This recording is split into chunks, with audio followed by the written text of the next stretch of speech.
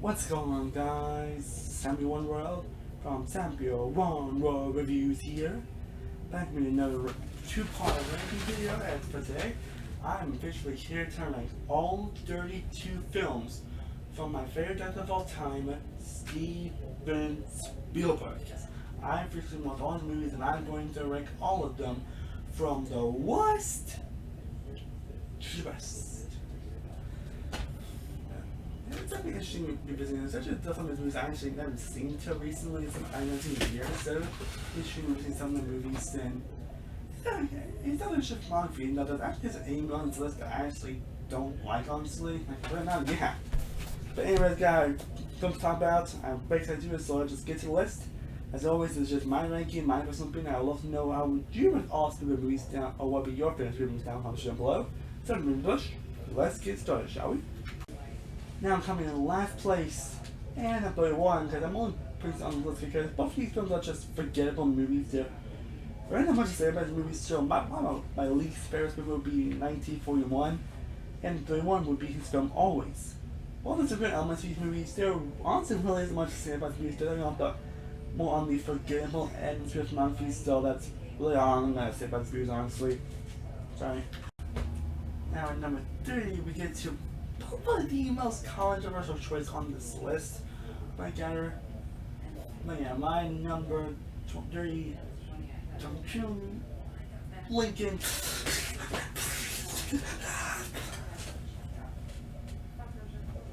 Yes, Lincoln is number 3 on this list. And I'm right. There is such a movie like I before. There is a movie on this list I would say it's not bad. That being said, I really just couldn't get too much done looking on for like in terms of technical aspect, in terms of costume design, in terms of capturing Abraham Lincoln, in terms of Daniel Lewis's phenomenal Oscar amazing performance. Like all that is fantastic. It's just really a film that wasn't for me, and I just couldn't get too much as I wanted to. And it's like, oh, it's a low burn movie, he's not gonna be the following dialogue. Oh yeah, I am. It's just how you do it, and me. Really wasn't invested as much as I wanted to. Like, I don't know why I wasn't that much invested. It's one of the cases where I don't know why, but I just wasn't attached to what was happening as much as I really wanted to. Like, maybe because I'm on the directing, maybe because I'm on the script. But I just really couldn't get myself else to. Again, it's not a bad movie per se. It's still probably decent tier for the movies, but it's definitely not one I just see much. It's definitely not a movie I just come back to anytime soon. Sorry. Now at number 29 we have War of the Worlds. Honestly, I know some people tend to really kind of shit on this movie, but I don't think it's that bad on it. Like, besides some problems with Stuart, I was really enjoying the movie. That's not first time I think the first two acts are pretty much an A- on, so they're actually really good, really fun, and really enjoyable. It's like the third act that really pushes the movie as bombs it is, because the third act is pretty terrible, let's be honest. It's such a how they decide to get rid of these aliens or gems. Like, are you kidding me? I thought they had one character who supposedly died and then come back with no explanation. It's the fact it's so all over the place, honestly. Like, they expect good moments here. Like, on Tom Cruise's screen, it's always been you get some good characters, you get some good action, some good moments, and good visuals. And some characters can be very annoying, but again, it's what the director really puts this movie as bomb on listens to this, so. Now at number 28 we have Indiana Jones and the Kingdom of the Crystal Skull. Like I mentioned before, none of these are something bad, so yeah, yes, I actually enjoy Indiana Jones and the Crystal Skull. Well, honestly, I was like, wow, I'm actually kind of surprised how much I'm enjoying this. I mean, it's perfect, far from it. But it's fun that really isn't as bad as what people say, in my opinion. Like, it still has, I think, has a lot of stuff that makes Indiana Jones security, has the whole nuke to fridge thing, which is ridiculous. I won't lie on that. Shia LaBeouf is kind of mixed this movie, honestly. It's kind of a bit annoying, but I think his acting is pretty good here, and I kind of like some of his moments he has with Indiana Jones here. I like some of the moments they're trying to do with these characters. And Harrison Ford always delivers his character. He has some good action, despite some like CGI monkeys.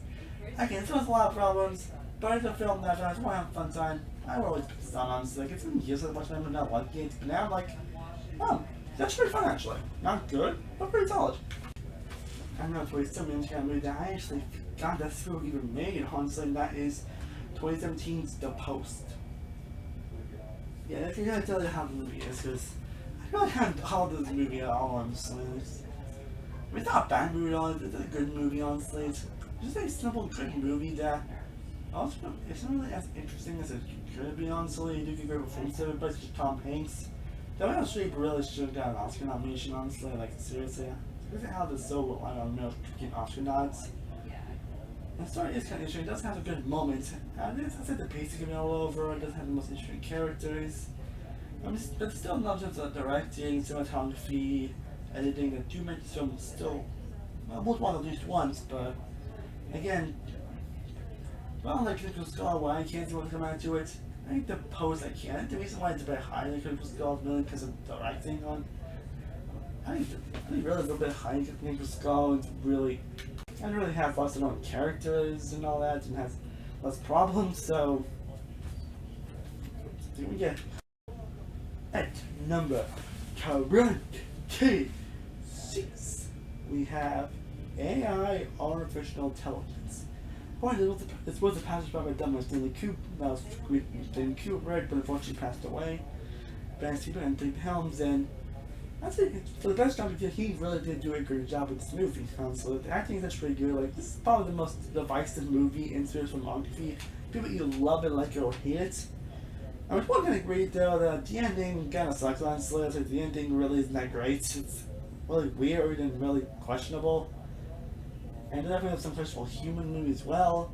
But I think this is in terms of acting, in terms of performances, in terms of the writing, the directing, the moments, and visuals that do makes me still worth watch.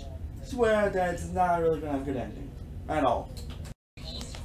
Now at number 25 we have the next interesting that's Indiana Jones and the Temple of Doom, which is also another divisive movie in spirit filmography. A lot of people seem to either like or love this movie, or if not hate it, the worst movie in the franchise, which super interesting is the worst movie in the franchise.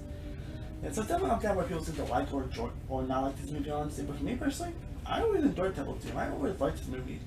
Sure, it has that pretty annoying love interest character that does bring the movie down a lot, honestly. But in terms of what it's trying to do, it actually delivers. I mean, you get some great action that you don't expect Indiana Jones to do. Harrison Ford always delivers the role. And no character thoughts actually that bad either. It actually gets a lot sometimes, but I thought it was overall pretty good. But it does have some dark and scary, frightening sequences that I think actually work, and actually not frightening no matter how to see it. I'd say it's like still it's frightening and scary real well. See what that does, especially with the imagery. Jesus. So if I'm doing this film, I always enjoy coming back to, and I always better come back to. Definitely not going to put the Resident Jones with me, obviously, but it's definitely a movie that I wouldn't mind coming back to. Now at number 24, we get to a movie that I actually did not see till very recently, and that is The Terminal. Yes, the reason why I have not seen this movie. It's my first time. This movie on first time, so it's enough for be a high on the list on repeat viewings. But no, I think it's just a really good movie that I don't want to say really like, blows away the genre and all that. It's just really has a very good story that's very simple and it delivers what it needs to do. Another fantastic performance from Tom Hanks. A great performance from characters Dave Jones and Stanley Tucci and Diego Luna. Dude has a great moment with these characters. It's one of the more kind of real Spielberg movies that he's done. Again, not like the most groundbreaking, and it does have its issues, but again, I can easily change our P theories. But right now, it's at 0.4. Now at number 1, 2, 3, we have Hulk. And 23 we have Hulk. Movie that's definitely very touched with a lot of people, and again, I know the up and down movies from filmography between the like it or not like it. I mean, this is probably one of the most underrated movies I've ever seen, honestly. Again, is the film perfect? No, it definitely has its problems. But it's about telling what happened when Peter Pan grew up. It tells a very interesting story and tells it very well. And Rob Williams here, I can't think Rob Williams, but I want to touch it saying that he's one of the best actors ever. And this is definitely one of his best roles. He definitely blows what he needs with his character. And even the actor everywhere else is great. For the most part, it does have some chick acting here and there, but for the most part, it's pretty good. You get some really great fun sequences, some really great action, some really heartfelt moments. You think it's like questionable moments in the movie and all, but overall, this is a movie that I would always love to come back to at least once every year. Now, at number 22, we get to another Spielberg movie that I have not seen until recently. That is Amistad. And it's definitely an underrated film in Filmography, honestly. I mean, it definitely isn't one of his best movies. It can feel a bit forceful in times in terms of trying to get emotion and trying to be emotional. And I'm sure he can really drag it at points. But overall, it still works because of the story can be engaged. The emotion does, it still works, despite some of it being forceful. The acting is still fantastic, but especially Morgan Freeman and Silky Brown.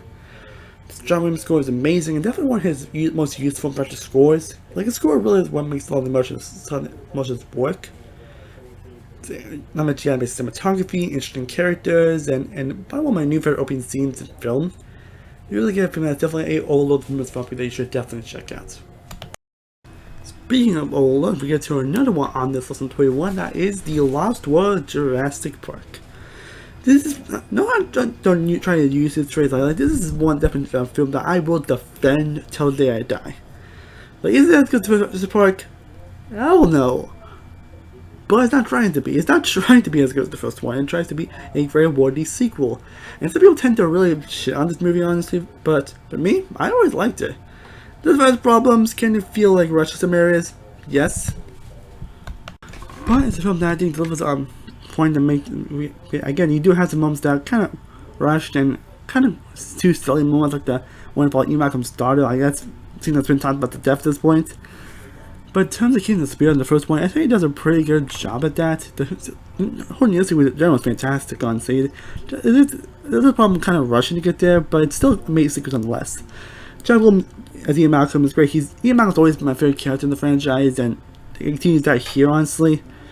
It's fortunate how much good time he got on Fallen Kingdom. Don't think we might see him in the next film. You get some great moments. The effects on Jack still hold up well today, like the first movie. They get some joyous sequences, some funny moments, some great character moments, some great performances. And you get from that, it's definitely a film that I will defend her that it's truly, in my opinion, a great movie. After looking about it, it's definitely, in my opinion, the best sequel of this franchise. Again, I'm not trying to say much, but Lost World, again, still a great movie in my opinion. Now, at number 20, top 20, we have the BFG. This is actually my first time looking back on this movie since 2016. And that became a couple of movies on this list, but this is the first time I've seen the movie since 2016, so I wasn't sure how well it's going to hold up. But for me, I think it still holds up, honestly. Is it great? Is it amazing? No, it does have its issues, again, such as some characters being very stereotypical and kind of one-dimensional, and it does have some basic issues in there, but it's really the relationship between the giant and the kid. It's one basic movie so charming and fun as it is. I love a lot of the moments between these characters. Some aspects are still engaging. It's one that has a lot of feel-good. That's the best way to write the movie. It's just a simple, great, heartfelt, feel-good movie with great acting, great characters for the most part, and it's a film that just really delivers what it needs to do. That's really all I can really say about it, honestly. Now, at number 19, we get to another Spielberg movie that I actually have not seen until recently, and that is The Color Purple. Again, this one is next, and this film apparently got 11 Academy Award nominations at the year it came out at 25, and I mean, I can see why, honestly, like, I definitely consider one of his best, though I can definitely see why it got nominated. Like, it's a film like it definitely still appreciating more viewings. It's beautiful, it's emotional, and it hits what it has to do. I think a lot of it is down thanks to the writing, directing, and the incredible performances that really do deliver all the emotion that is needed for a movie like this. And I'm sure there are moments that you really can feel like they're going on too long, but this is not an underrated movie they check out. Somehow, like, it's something that isn't forgotten, whatever, but this movie that's still in there where you should definitely check out.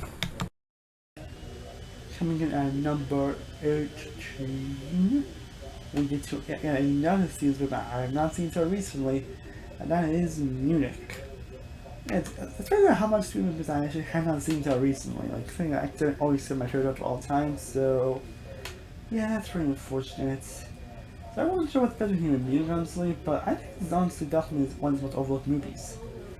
And this one that can't go on a bit too long, this can't get too long, but again, we watched that could easily change, honestly, again, so you like see for the first time, so As it does have a pretty compelling story, one of the most compelling it's done, honestly. You got incredible performances, especially from Daniel Craig and Banana and Sierra Hints. But all around general, the story is engaging, the cinematography is beautiful, the music is fantastic as well. And well, the ending is great, the writing is great. There's really so much to love about it. It's one movie that you really should see if you haven't. Like, it's really that great of a movie.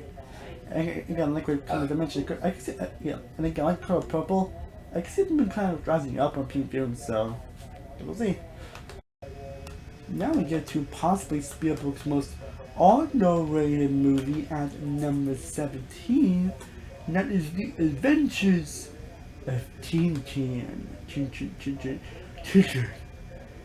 Again, easily his most underrated film, and this is my first time watching the movie forever, and it's as great as them. It's definitely a perfect movie, but for what I had to do, it's truly an incredible feat. For what I need to do, especially with the animation and the 3D stuff, my god, I'm just also written by Edgar Wright, and Edgar Wright's going to stop matching.